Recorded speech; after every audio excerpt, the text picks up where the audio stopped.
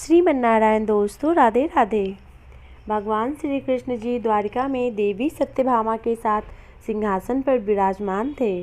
उनके पास ही गरुड़ जी और सुदर्शन चक्र भी बैठे हुए थे। उन तीनों के चेहरे पे दिव्य तेज झलक रहा था। बातों ही बातों में सत्यभामा जी ने भगवान श्री कृष्ण से पूछा, हे प्रभु, आपने त्रेता युग में राम जी के रूप में अवतार लिया तो सीता जी आपकी पत्नी थी, क्या वे मुझसे ज़्यादा सुंदर थी? द्वारकाधीश समझ गए कि सत्यभामा को अपने रूप का अभिमान हो रहा है।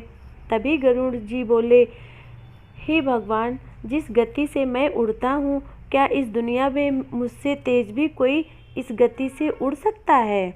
उधर सुदर्शन चक्र से भी रहा नहीं गया और वे भी कहने लगे, भगवान, मैंने बड़े बड़े युद्धों में आपको विजय दिलाई है, क्या इस संसार में भी मुझसे भी ज़्यादा कोई शक्तिशाली है?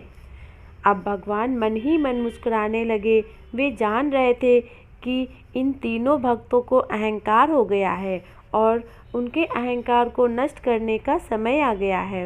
ये सोचकर उन्होंने गरुड़ जी से कहा, हे गरुड़ जी, तुम हनुमान जी के पास जाओ और उनसे कहना, भगवान श्री राम माता सीता के साथ प्रतीक्षा कर रहे हैं। सीधे गरुड़ जी भगवान की आज्ञा पाकर हनुमान जी को लाने के लिए चले गए। उधर श्री कृष्ण जी सत्यभामा से कहा कि हे देवी, आप सीता का रूप तैयार हो जाओ, और स्वयं द्वारकाधीश भी प्रभु श्री राम का रूप धारण कर लिया और मधुसूदन ने सुदर्शन चक्र को आज्ञा दी और कहा, तुम महल के प्रवेश द्वार पर पहरा दो और ध्यान रखना, आपकी आज्ञा के बिना महल में कोई भी प्रवेश ना करे। भगवान की आज्ञा पाकर सुदर्शन चक्र महल के प्रवेश द्वार पर जाकर तैनात हो गए। गरुड़ जी ने हनुमान जी के पास पहुंचकर कहा, हे वानर श्रेष्ठ, भगवान श्री राम माता सीता जी के साथ द्वारिका में आपसे मिलने की प्रतीक्षा कर रहे हैं और मुझे आपको लेने के लिए भेजा है। आप मेरे साथ चलो, मैं आपको अपनी पीठ पर बैठाकर वहां ले जाऊंगा। हनुमान जी ने विनम्रपूर्वक गरुड़ जी से कहा, आप चलिए, मैं आता हूँ।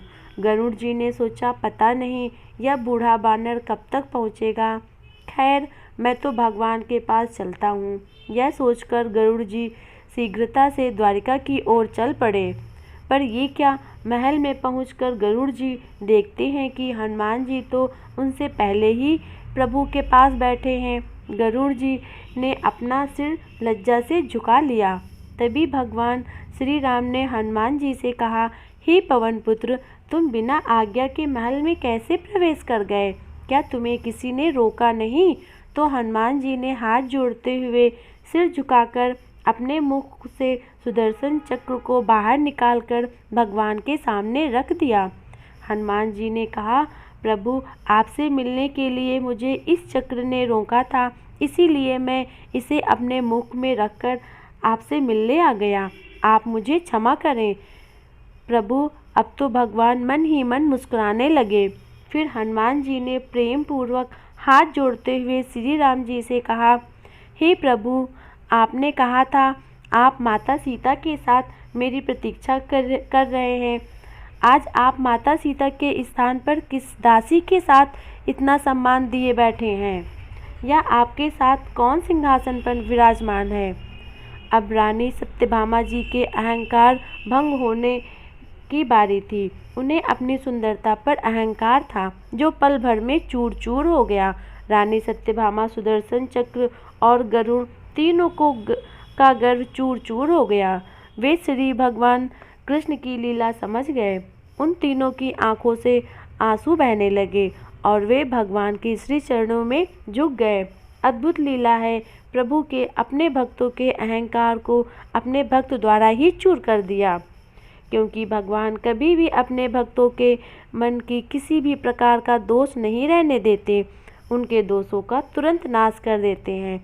प्रेम से बोलो, जय जय श्री राधे।